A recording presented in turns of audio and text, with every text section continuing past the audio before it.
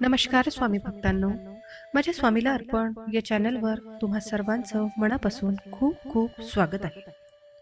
मित्रांनो, भारतीय भूमी ही नेहमीच पवित्र भूमी राहिली आहे. इतिहासानुसार येथे अनेक देवी देवतांनी अवतार घेतले आहे. या इतिहासावर लक्ष केंद्रित केले तर जेव्हा रावणाचे अत्याचार खूप वाढले आणि लोक अस्वस्थ झाले, तेव्हा पुन्हा या अत्याचारापासून मुक्त होण्यासाठी भूमीवर एका महापुरुषाचा जन्म झाला.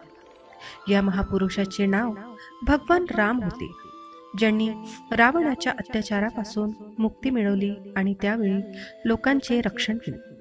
त्रेतायुगात जन्मलेल्या भगवान रामाचा जन्मदिवस रामनवमी म्हणून साजरा केला जातो. या दिवशी दुपारी 12 वाजता श्रीरामाचा जन्म झाला. धार्मिक मान्यतेनुसार चैत्र महिन्याच्या शुक्ल पक्षातील नवमी तिथीला भगवान श्री विष्णूंनी प्रभू रामचंद्राच्या रूपात पृथ्वीवर अवतार घेतला होता. त्यांचा जन्माचा उत्सव म्हणून हिंदू धर्मात रामनवमी साजरी केली जाते.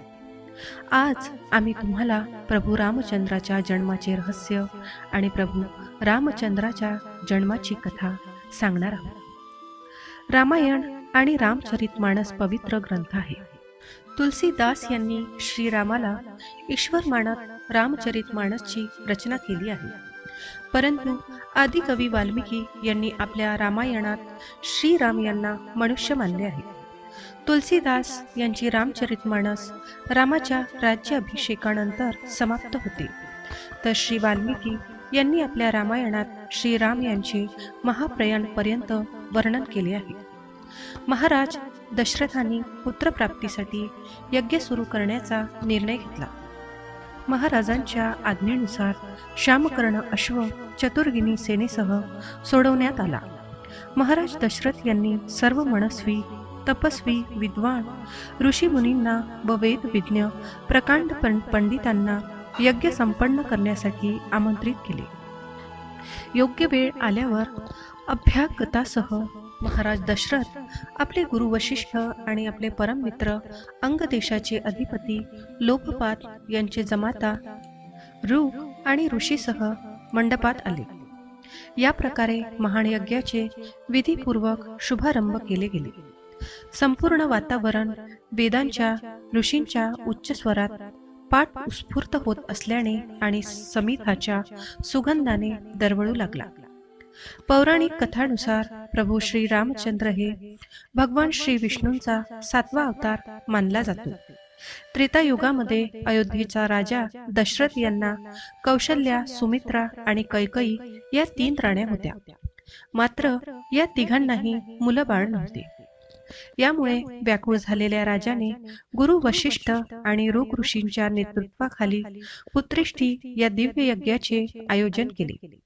या यज्ञात अनेक ऋषी, ब्राह्मण आणि तपस्वी उपस्थित होते. यज्ञ संपल्यानंतर राजा दशरथने यज्ञाचा नैवेद्य आपल्या 3 राण्यांना खायला दिला. प्रसाद खाल्ल्यानंतर 3ही राण्या गर्भवती झाल्या. त्यानंतर चैत्र रामनवमी तिथीला राणी कौशल्याने भगवान श्री रामचंद्रांना जन्म दिला, तर राणी सुमित्राने लक्ष्मण आणि शत्रुघ्न यांना जन्म दिला आणि राणी कैकईने भरतला जन्म दिला. या 4ही पुत्रांच्या जन्माने राजा दशरथ आणि अयोध्या नगरी आनंदित झाली.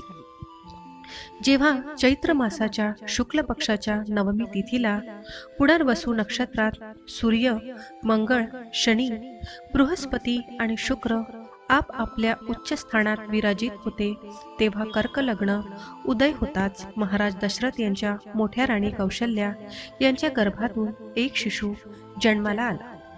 शिशु नीलवर्ण, चुंबकीय आकर्षण, खूप तेजस्वी, परम कांतिवान आणि अत्यंत सुंदर होता. त्या शिशुकडे बघणारे एकटक लावून त्याकडे बघतच राहायचे. यानंतर शुभ नक्षत्र आणि शुभ घडीत महाराणी कैकई यांच्यासह 3री राणी सुमित्रा यांनी 2 तेजस्वी पुत्रांना जन्म दिला.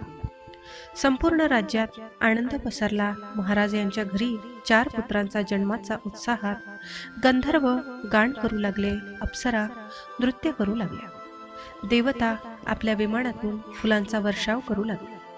महाराजांनी उन्मुक्त हस्ताने राजद्वारावर आलेल्या भाट, चारण आणि आशीर्वाद देण्यासाठी आलेल्या ब्राह्मण आणि याचकांना दान दक्षिणा दिली.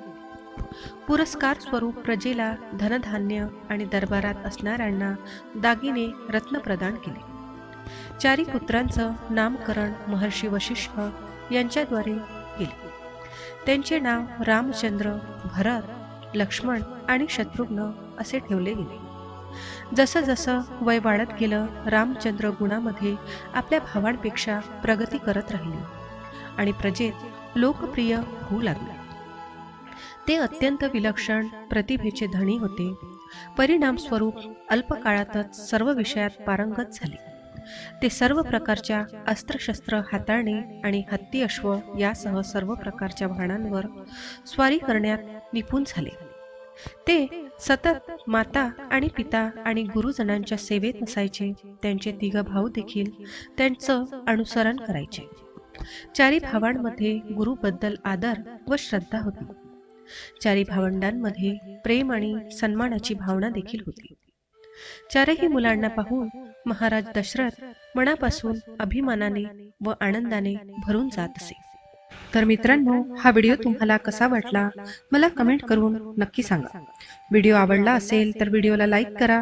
जास्तीत जास्त लोकांना हा व्हिडिओ शेअर करा, म्हणजे त्यांना सुद्धा ही माहिती मिळेल. चला तर मग आजच्या व्हिडिओमध्ये एवढेच. मी तुम्हाला परत भेटते अशाच एका नवीन आणि माहितीपूर्ण व्हिडिओमध्ये.